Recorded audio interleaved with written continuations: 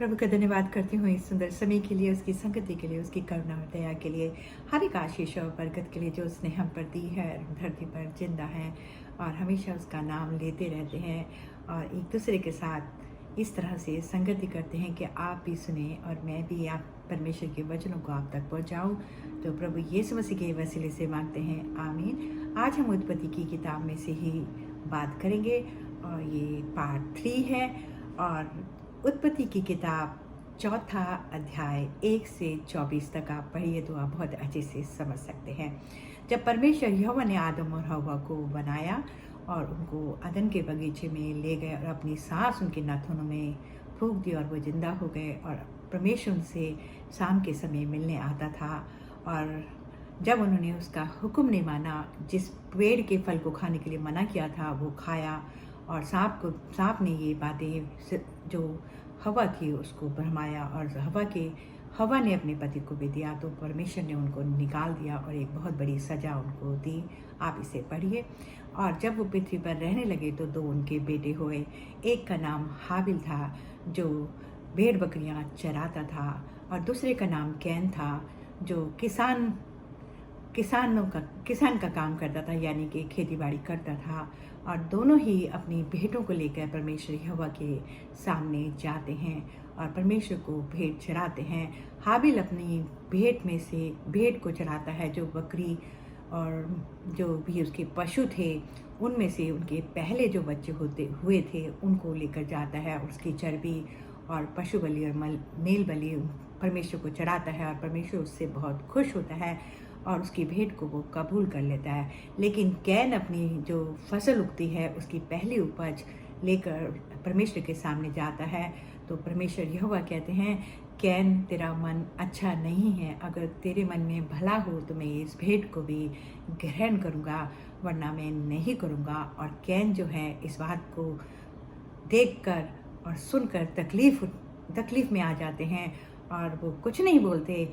लेकिन उनके भाई की जो हाबिल है उसकी भेंट को परमेश्वर ने ग्रहण किया है और उनको बहुत गुस्सा आ जाता है। और जब परमेश्वर उनके सामने से हट जाते हैं तो कैन जाकर अपने भाई हाबिल को मार देता है और वहीं पर उसका शरीर मरा हुआ पृथ्वी पर रहता है। और परमेश्वर को ये बात पता चलती है और परमेश्वर आते हैं और कहते हैं, तेरा भाई कहाँ है? तो कैन बोलता है, मैं उसका कोई रखवाला तो नहीं हूँ जो मैं उसके आगे पीछे घूम रहा हूँ। तो परमेश्वर यहोवा बोलते हैं, तूने अपने भाई का हत्या कर दी है और तूने ये काम अच्छा नहीं किया है, तूने ये काम बहुत बुरा किया है और मैं तुझे इस बात की सज़ा दूंगा। और ये पृथ्वी पर दूसरा गुनाह हुआ है।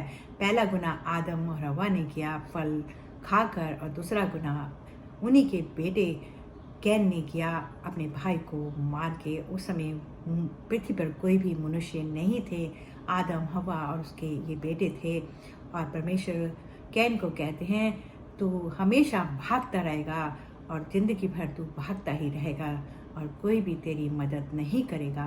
और फिर कैन परमेश्वर से कहता है, ये सज़ा मेरे लिए बहुत बड़ी है और मैं इसको नहीं सह सकूँगा। मैं तेरे सम्मुख तो नहीं आऊँगा परमेश्वर, लेकिन तुझसे छिप कर रहूँगा। और कैन वहाँ से दूसरी जगह चला जाता है और वहाँ जाकर शादी ब्याह करता है और उसके पास एक बेटा होता है जिसका नाम हनोक रखा जाता है। और उसके बाद बहुत सारे बेटे और बेटियां उसके पास होते हैं। और आदम और हव्वा के पास भी एक और बेटा होता है जिसका नाम शेत रखा जाता है। और जो आदम है वो कहता है, ये मुझे जो मेरा बेटा मर गया है उसके बदले में परमेश्वर ने मुझे ये बेटा दिया है। और इस बेटे से भी बहुत सारे बच्चे होते हैं और पूरी पृथ्वी पर फैलने लगते हैं। लेकिन पाप जो है बहुत बढ़ जाता है। और उस समय जब आदम के बच्चे पृथ्वी पर थे तो स्वर्ग से स्वर्गदूत भी आते थे और उन्होंने देखा कि जो इनकी पुत्रियां थीं, बेटियां थीं, वो बहुत ही सुंदर थीं और उन्होंने उससे रिश्ता रखा। और जो बच्चे उनसे पैदा हुए वो बहुत ही सूरवीर थे। और बहुत सारी जगहों पर तो राक्षस भी रहते थे, उन्होंने भी इनसे रिलेशन रखा। इनकी पृथ्वी पर जो बेटियां थीं उनसे भी बहुत सारे राक्षस पैदा हुए और बहुत ही गुनाह बढ़ गया। और परमेश्वर को ये बात पसंद नहीं आती है और परमेश्वर फिर दोबारा से एक मनुष्य को ढूंढते हैं और कहते हैं कि मैं पृथ्वी को नाश कर दूंगा और मैं इसको बनाकर भी पछताया और मनुष्य को भी बनाकर मैं पछताया हूँ, और परमेश्वर दुखी होते हैं। तो इन्हीं के वंश में से एक नूह नाम का एक व्यक्ति होता है जो बहुत ही धर्मी होता है और सीधा साधा होता है और हमेशा परमेश्वर से डरता है। और उसके घर में उसके 3 बेटे होते हैं और बहुएं होती हैं और उसकी पत्नी होती है। परमेश्वर से दर्शन देते हैं और कहते हैं, नूह, मैं तुझको बहुत पसंद करता हूँ और मैं चाहता हूँ तू मेरे लिए एक किश्ती को बना, क्योंकि मैं इस दुनिया को तबाह कर दूंगा और एक भी मनुष्य इस पे नहीं रहेगा। और वो किश्ती के बारे में नूह को समझाते हैं कि किस तरह की लकड़ी लेना और किस तरह से उसको बनाना और अपने बेटों को और अपनी बहुओं को लेकर उसमें जाना, और जो जानवर हैं उनके भी एक एक जोड़ा रख लेना, और उड़ने वाले पक्षियों के भी, और जो घरेलू पक्षी हैं उनके भी 7 जोड़े रखना। इस तरह से नूह जो है परमेश्वर के अनुसार उस किश्ती को तैयार कर लेते हैं और सबको लेकर उस किश्ती में चले जाते हैं। और 7 दिन तक परमेश्वर उस दरवाजे को खुला रखते हैं। उसमें एक दरवाज़ा भी होता है और छत भी होती है, और छत में एक छोटी सी खिड़की भी होती है और बहुत सारी कोठरियाँ भी होती हैं जिनमें ये जानवर जाके रहे थे। और परमेश्वर के अनुसार ये सब बनाया जाता है। और फिर जैसे ही 7 दिन बीत जाते हैं, परमेश्वर इंतजार करते हैं कि कोई आए और पश्चाताप करे तो उसको भी अंदर ले लिया जाएगा, लेकिन कोई नहीं आता है। और फिर उसके बाद परमेश्वर 40 दिन तक पानी को आकाश से गिराते हैं, और लिखा है बाइबल में कि समुद्र ने भी अपना पानी ज़मीन पर डाल दिया और पानी ही पानी पूरी पृथ्वी पर हो गया। और जो नूह का जो किश्ती थी वो पानी पर तैरने लगी, और 40 दिन के बाद जब पानी बंद हो गया तो वो एक पहाड़ से जाकर टिक गई। और नूह ने अपना छत की खिड़की खोली तो देखा कि पानी अब कम हो रहा है, और वो वहीं पर खड़े रहे, वहीं पर उनके साथ जहाज के अंदर रहे। और फिर जब पानी बिल्कुल ख़त्म हो गया तो उनको मालूम हो गया, और उन्होंने अपने बच्चों को और जितने भी जानवर थे उनको बाहर निकाला, और फिर नूह के द्वारा ये पृथ्वी दोबारा बसाई गई। और हम ये सब बातें इतिहास में भी जान सकते हैं कि नूह की किश्ती के बारे में बहुत कुछ लिखा है, और इसको आप एक शुरू से पढ़िए तो आप बहुत अच्छे से समझ सकते हैं।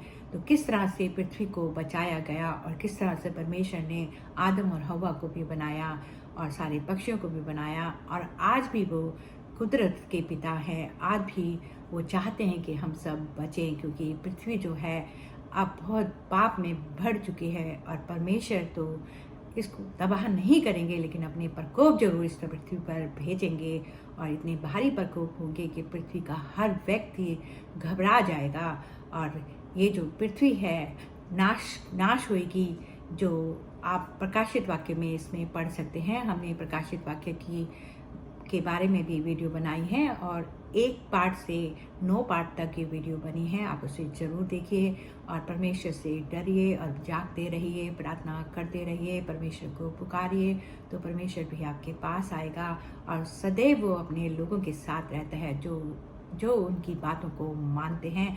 और पवित्र बाइबल में लिखा है कि अगर आपको स्वर्गीय जीवन जीना है वहाँ पर और हमेशा की ज़िंदगी जीना है, तो आपको प्रभु यीशु मसीह के पास आना ही पड़ेगा।